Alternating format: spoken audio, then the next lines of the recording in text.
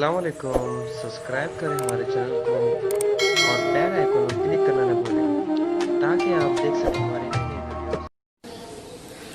الحمد لله كفى وسلام على عباده الذين اصطفى أما بعد. قال الله تبارك وتعالى في القرآن المجيد والفرقان الحميد: أعوذ بالله من الشيطان الرجيم، بسم الله الرحمن الرحيم. يا أيها الذين آمنوا لا تتبعوا خطوات الشيطان إنه لكم عدو مبين. صدق الله العظيم. وقال النبي صلى الله عليه وسلم: ألا إن في الجسد لمضغة إذا صلحت صلح الجسد كله وإذا فسدت فسد الجسد كله ألا وهي القلب، او كما قال رسول اللہ صلی اللہ علیہ وسلم. محترم ناظرین، آج آپ سے شیطان کی جانب سے انسان کے دل پر ہونے والے حملے اور ان کی اقسام، اس عنوان پر گفتگو کرنی ہے. دعا فرمائیں اللہ میری زبان پر کلمۃ الحق جاری فرمائے. یہ عنوان ذرا بڑا ہے، اس لیے ہم کوشش کریں گے کہ قسط وار آپ کی خدمت میں وقتاً فوقتاً کچھ باتیں عرض کرتے رہیں، اور ہماری ہر کلپ تقریباً 5 سے 10 منٹ کے اندر رہا کرے گی. تو اس کی آج ہم شروعات کر رہے ہیں. محترم سامعین، دل اللہ تبارک و تعالیٰ کی ایک عظیم اور بیش بہا نعمت ہے جو بہت ساری خوبیوں اور کمالات کا جامع ہے. جو چیز خوبیوں اور کمالات کی جامع ہوتی ہے اس کے دشمن اعداء بھی زیادہ ہوتے ہیں جو وقتاً فوقتاً اس پر حملہ کرتے رہتے ہیں اور اسے برباد کرنے کی کوشش میں لگے رہتے ہیں. اور قلب انسانی کی خصوصیت ہے کہ یہ بہت جلد متاثر ہو جاتا ہے. تو شیطان انسان کے دل پر کن کن طریقے سے حملے کرتا ہے اور اس کے کیا انداز ہوتے ہیں، اس تعلق سے ہم لوگوں کو جاننا بے حد ضروری ہے تاکہ ہم اپنے دل کی حفاظت کر سکیں. اللہ کے نبی صلی اللہ علیہ وسلم نے ارشاد فرمایا، بخاری اور مسلم کی روایت ہے کہ ان هذا القلب كريشة بفلاة من الارض تقيمها الريح ظهرا لبطن. فرمایا کہ دل کی مثال ایسی ہے جیسا کہ ایک پر ہو اور وہ ایک کھلے میدان میں پڑا ہوا ہو اور ہوائیں اسے اوپر نیچے اڑاتی رہتی ہوں. یعنی ہمارا دل ایک پنکھ کی مانند ہے جو ایک چٹیل میدان میں پڑا ہوا ہے اور چاروں طرف سے ہوائیں چل رہی ہیں.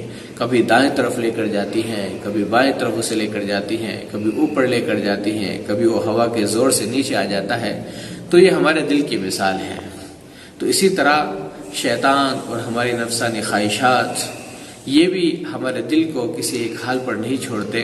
کبھی کس طرف لے جاتے ہیں، کبھی ایک طرف لے جاتے ہیں، کبھی دوسری طرف لے کر جاتے ہیں. کبھی اس کے اندر خیر کے جذبات انگڑائیاں لیتے ہیں، کبھی شر کے جذبات جو ہیں وہ پنپنا شروع ہو جاتے ہیں.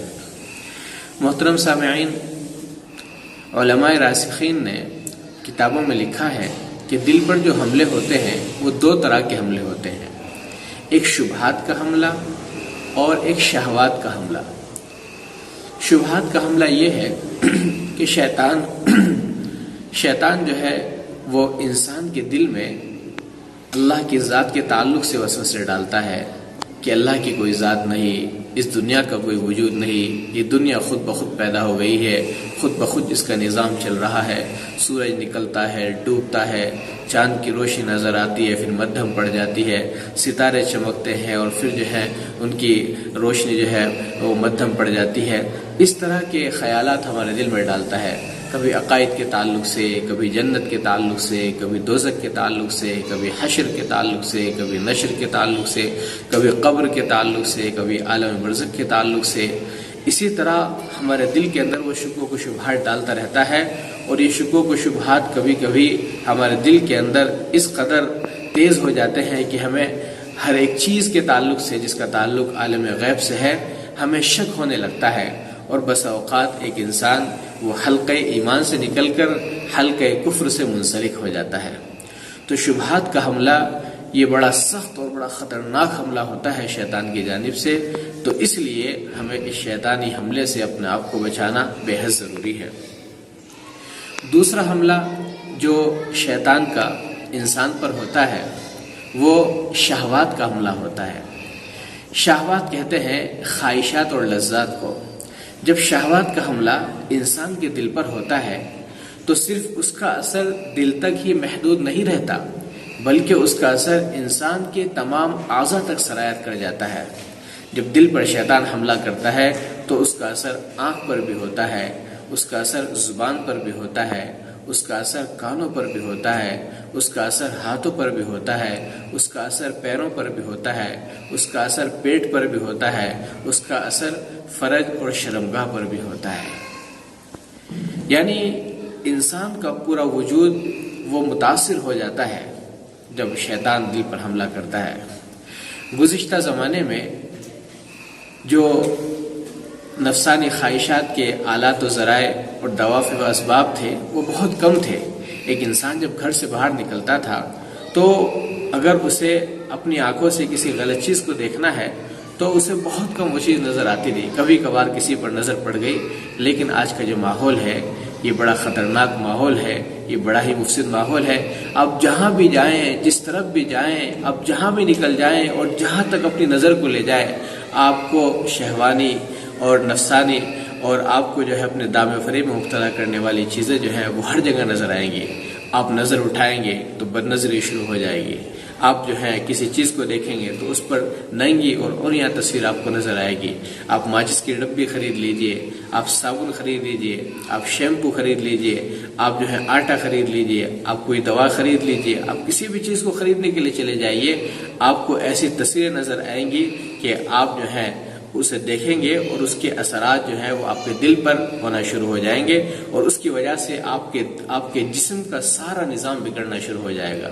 اسی لیے اللہ کے نبی صلی اللہ علیہ وسلم نے فرمایا کہ الا ان فی الجسد لمضغہ، کہ انسان کے دل کے اندر ایک لوتھڑا ہے، اذا صلحت صلح الجسد کلہ، جب وہ صحیح ہوتا ہے تو اس کا پورا جسم اور پورے جسم کا نظام درست ہوتا ہے، وَإِذَا فَسَدَتْ فَسَدَ الْجَسَدُ كُلُّهُ، اور جب وہ خراب ہو جاتا ہے، بگڑ جاتا ہے تو اس کے جسم کا نظام بگڑ جاتا ہے۔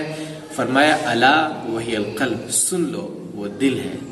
تو محترم سامعین، بس آج آپ سے اتنی گفتگو کرنی تھی، اور انشاءاللہ اگلی ویڈیوز میں، اگلے شارٹ کلپ میں آپ کے سامنے وہ تمام چیزیں ذکر کی جائیں گی کہ شیطان انسان پر کس طرح حملہ کرتا ہے اور کن کن راستوں سے اور کن کن طریقوں سے وہ آتا ہے اور انسان کی دنیا کو اکارت اور برباد کر دیتا ہے اور اس کی کائنات میں زلزلہ برپا کر کے چلا جاتا ہے۔ وآخر دعوانا ان الحمدللہ رب العالمین۔